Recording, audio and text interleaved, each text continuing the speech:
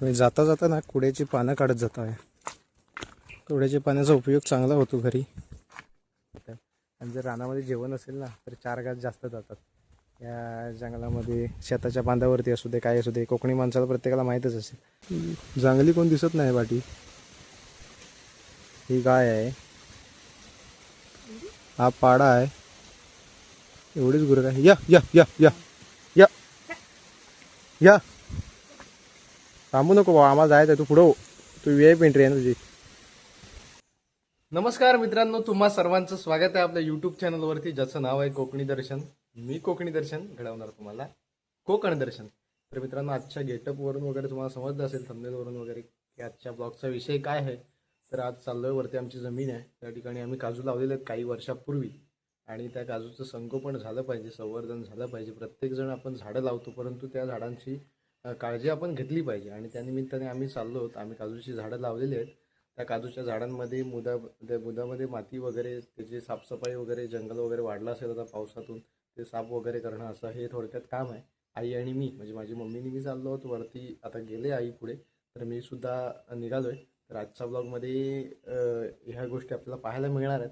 तर तुमच्यासुद्धा काजू आहेत का? तुम्ही सुद्धा अशी झाडांवरती मेहनत घेता का? हे कमेंट करून नक्की सांगा.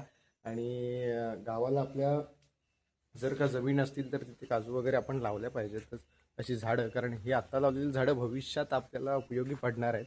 गेल्या वेळी सुद्धा ब्लॉग केलेला होता मी, ज्यावेळी काजू लावायला गेलो परवा मागे, झाले 20-25 दिवसापूर्वीची व्हिडिओ आहे ती. आणि त्यावेळी सुद्धा आम्ही काजू लावलेली होती, परंतु आता पावसामुळे तिकडे लांब आहे ती जमीन, बघायला जायला मिळालं नाही. कारण पावसामुळे आता पाऊस नव्हता, कमी होता, त्यामुळे रुजले आहेत, काय झालेत त्यातला काय अजिबात गंध नाही. त्यामुळे निघालो का मी आता. चला जाऊया. आज थोडा पाऊस कमी आहे, थोडं ऊन आहे. मगाशी आला होता थोडा, पण गेला लगेच. आणि पाऊस थोडा कमी आहे म्हणून म्हटलेलं हे काम आटपून घेऊया आपण. असाच पाऊस कमी राहू दे, आमचं काम होईपर्यंत. नंतर किती लागायचं तो लाग बाबा. निघालो इकडून, 5 मिनिटाच्या अंतरावरती आहे आमच्या वाडीतून. इकडून आम्ही शाळेत जायचो,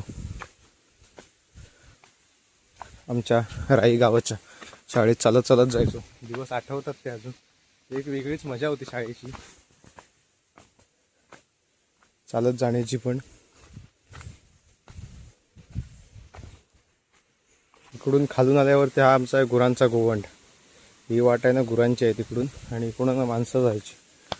आता थोडी गुरं आता कमी झालेत, आणि पहिली इकडून गुरं जायची. म्हणजे आत्ता ज्यांची आहेत तेवढी गुरं इकडून जातात वरती साड्यावरती चरण्यासाठी, असा विषय.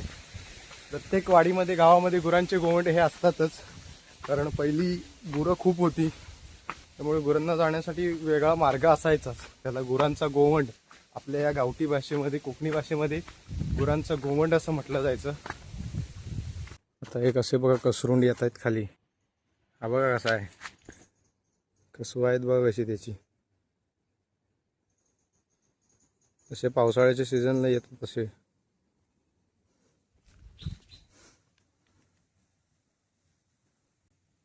लटकत आहेत बघा. त्याचा कसू लागला ना जबरदस्त लागेल. आता चाललोय इथून आत. आता जंगल थोडं झालं, वाढलंय रान, कारण साप नाही ना पाऊस पडल्याच्या नंतर.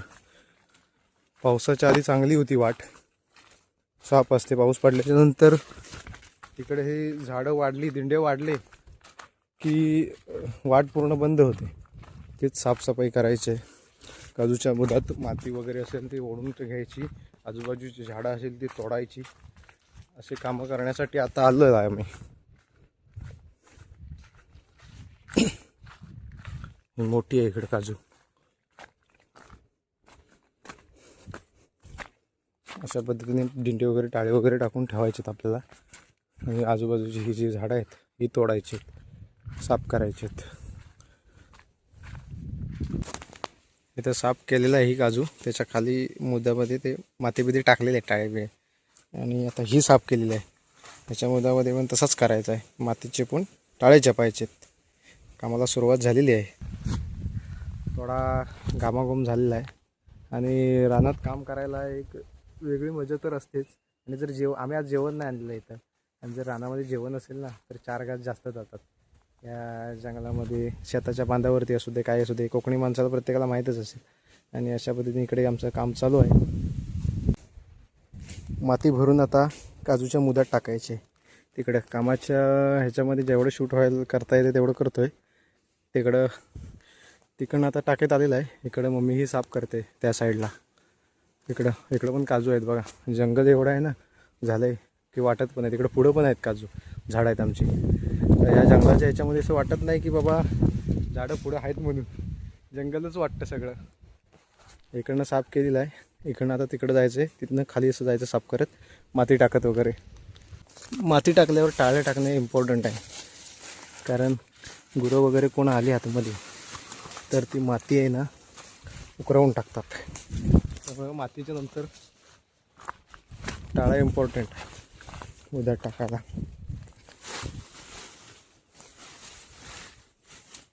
अजून लागणार आहेत तिथे.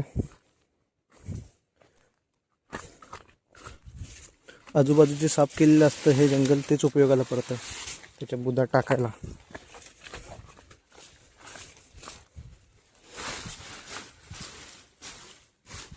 असं माती दिसली नाही पाहिजे वरती. डुक्कर गुरं कोणी आलेलं त्याला ती खणता नाही आली पाहिजे, नाही तर वाट लावून टाकतो परत, असा विषय असतो.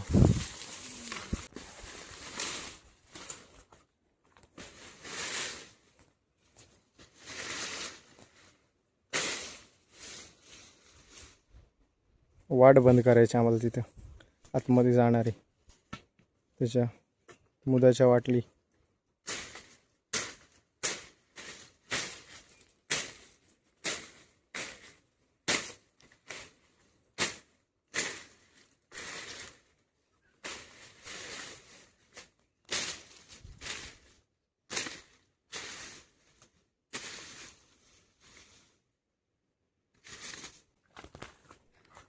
आता कसं पॅक केलेलं आहे आतमध्ये. इकडं ना गुरं डुकरं वगैरे जाणार नाही सहसा. इथनं बघून पाठी बिटी फिरू शकतात असं.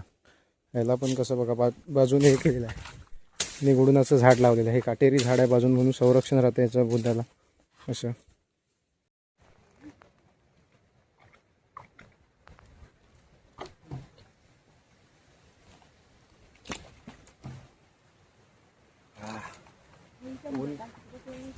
ऊन कडाक्याचं पडलंय आता. मग अशी आला होता पाऊस, आता ऊन पडलंय. हा वारा बिरा कसा सुटलाय बघा, सोसाट्याचा वारा. चला पाणी प्यायलंय, पुन्हा कामाला सुरुवात.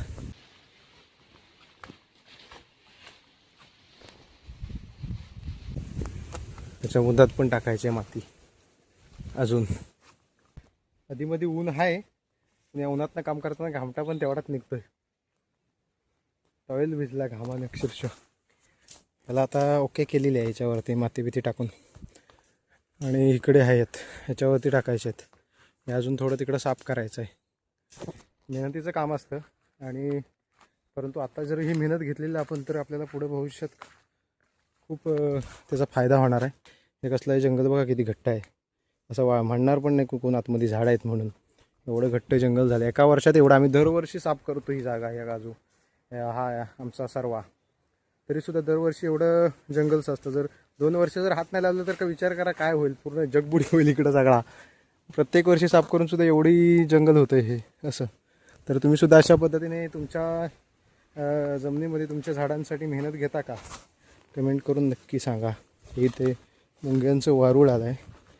आता नागपंचमीसुद्धा लवकरच येणार आहे. या 2 सुद्धा रेडी केलेले आहेत. आता वरचा पट्टा झालेला आहे, इथून आता खाली उतरायचं आहे आपल्याला. चला गमेल पावडं खंती घेऊन खाली चला.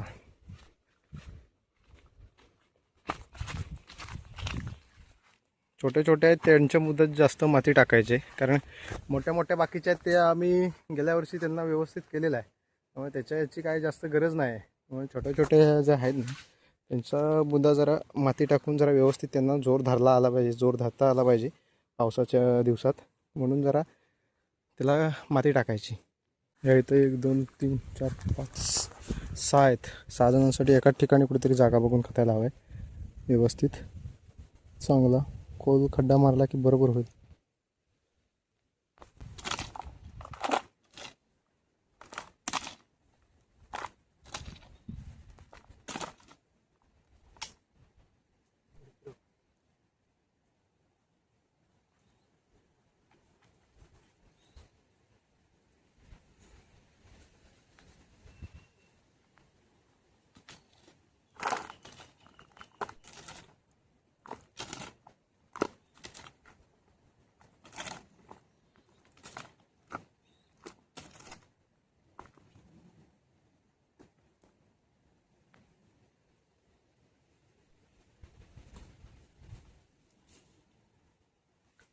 सध्या पावसाळ्याच्या दिवसात ही बघा, ही भाजी कोकणकरांच्या जेवणात असते. ही कसली फुलं आहेत. ज्यांना कोणाला या भाजीबद्दल माहिती आहे त्यांनी कमेंट करून नक्की सांगा. कोकणकरांच्या जेवणामध्ये ही भाजी खातात त्याची कमेंट करून नक्की कळवा. आणि हे बघा, ही फुलं बघा कशी आहेत, किती सुंदर दिसत आहेत ना, भारी वाटतात बघायला. बघा हे निसर्ग सौंदर्य आहे कोकणातलं आपल्या. एवढंसं छोटंसं झाड आणि गुच्छ बघा कसा आहे, क्यूट आहे, एकदम क्यूट, सुंदर सुंदर दिसायला देखणा. पावसाची रिमझिम रिमझिम आता चालू झाली आहे थोडी थोडी. बाबा थांब, फक्त अर्धा तास थांब, आमचं काम आटपतं आहे, मग काय तर लाग. सुरुवात झाली. या इकडे ह्या राहिलेत आणि तिकडच्या अर्ध्या राहिलेत. चला पुन्हा सुरुवात करूया. यांना जवळच इथं कतून घेऊया, कसं इथं हे करता येईल, घालता येईल आपल्याला, असं टाकता येईल. हिला माती टाकायची आहे. ह्या बाकीच्या मोठ्या आहेत त्यामुळे त्यांना काही एवढं टेन्शन नाही, त्या व्यवस्थित वाढतील. ह्या छोट्या छोट्या असतात ना, त्यांना हे करायला लागतं, जास्त जपायला लागतं जो त्या मोठ्या होईपर्यंत. एवढ्या अशा मोठ्या झाल्या ना की काही टेन्शन नसतं. आधी लहान असताना त्यांना त्यांची जास्त, ज्याप्रमाणे आपण आई बाळाची काळजी घेते त्याचप्रमाणे आपल्या झाडांची सुद्धा काळजी घेतली पाहिजे.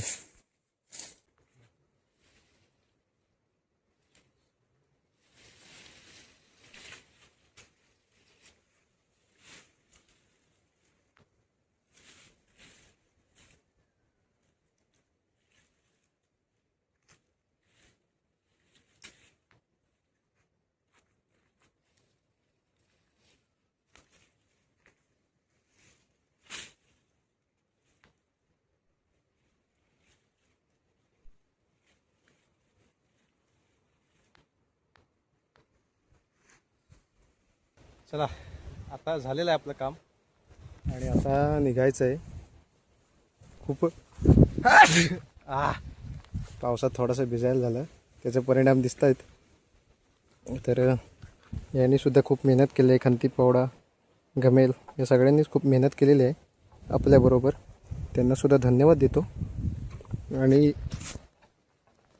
घरी जाण्यासाठी प्रस्थान करूया आपण आता.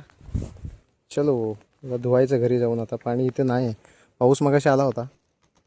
आता पाणी पिवायचं आहे आणि निघायचं आहे. खाली उतरत जायचं आहे.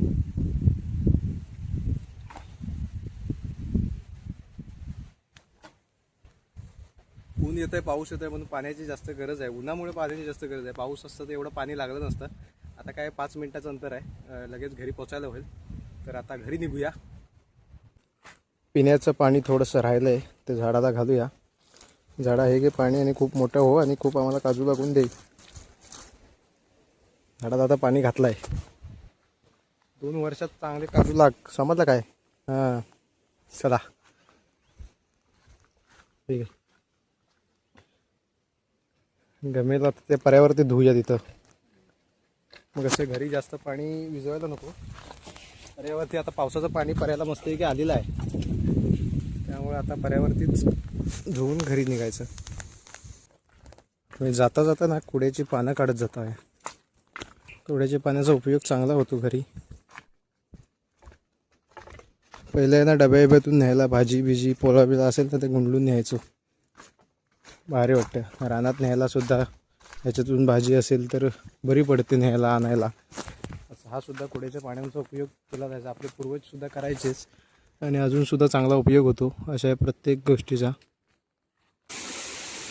असं आहे पाणी बघा इथं, मस्तपैकी स्वच्छ आहे, निळशार आहे. इथं आता पाण्याचं पाणी आहे, हे आता पाऊस जाईपर्यंत पाणी असंच राहणार आहे. इथूनच मस्तपैकी गमेल फावडा वगैरे धुवून न्यायचं घरी. घरात पाण्याचं टेन्शन नाही, मग इथूनच धुवून घेऊन जाऊया. चला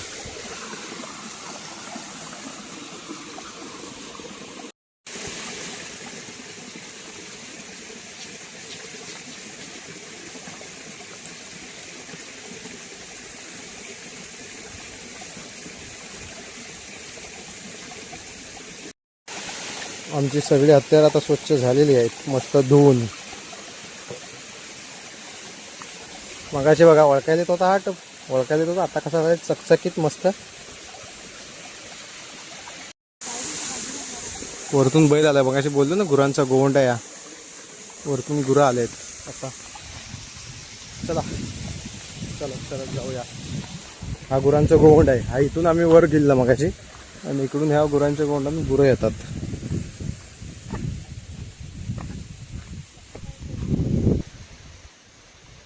सड्यावरतून चरून आलेत गुरं. हा बैल आहे दसमांचा. दसम येते ती गाय आहे. आता जंगली कोण दिसत नाही पाठी. ही गाय आहे. हा पाडा आहे. एवढीच गुरं काय. या या या या या या थांबू नको बाबा, आम्हाला जायचं आहे. तू पुढं हो. तू VIP एंट्री आहे ना तुझी. हा एक बैल आहे.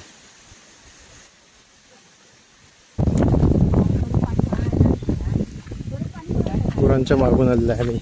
असं गुरं धावत आली असती पाटणा म्हणून आम्ही मागून चाललेलो आहे. तुमच्या घराच्याच बाजूला दुर्वा आहेत मस्तपैकी आणि ह्या गणपतीमध्ये आम्हाला चांगल्या उपयोगाला पडतात.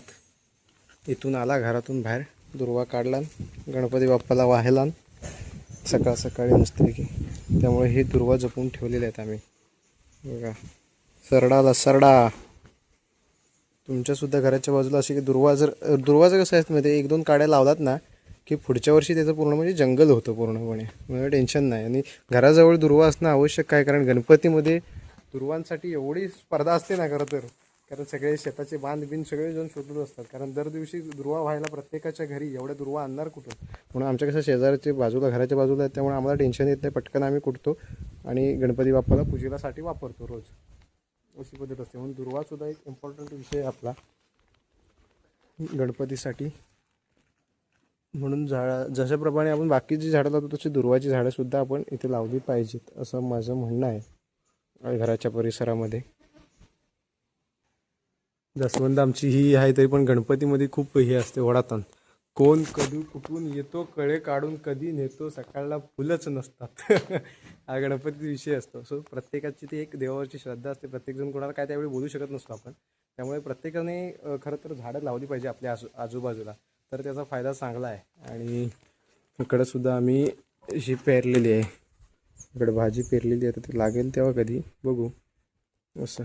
त्यामुळे आजूबाजूच्या परिसरात आपल्याला आवश्यक आहेत ना रोजच्या म्हणजे जीवनासाठी चांगली झाडं, देवासाठी पूजेच्यासाठी वापरली जातात, तशी झाडं आपण लावली पाहिजे. ज्याप्रमाणे आपण आंबा काजू वगैरे लावतो त्याचप्रमाणे अशी सुद्धा झाडं आपण लावणं खूप गरजेचं आहे. तर मित्रांनो, आजचा व्लॉग इथेच थांबवण्याची वेळ झालेली आहे. तर आजचा व्लॉग तुम्हाला कसा वाटला कमेंट करून नक्की सांगा. आणि त्याचबरोबर तुम्हीसुद्धा अशा पद्धतीने झाडं लावली आहात का, किंवा तुमच्यासुद्धा झाडांवरती तुम्ही अशा पद्धतीने मेहनत घेता का, त्यांचं संगोपन करता का, हे कमेंट करून नक्की सांगा. आणि अशाच नवनवीन ब्लॉग व्हिडिओ पाहण्यासाठी आपले कोकणी दर्शन या यूट्यूब चॅनलला लाईक शेअर सबस्क्राईब नक्की करा. मी कोकणी दर्शन घडवणार तुम्हाला कोकण दर्शन. चला तर भेटू पुढच्या ब्लॉगमध्ये.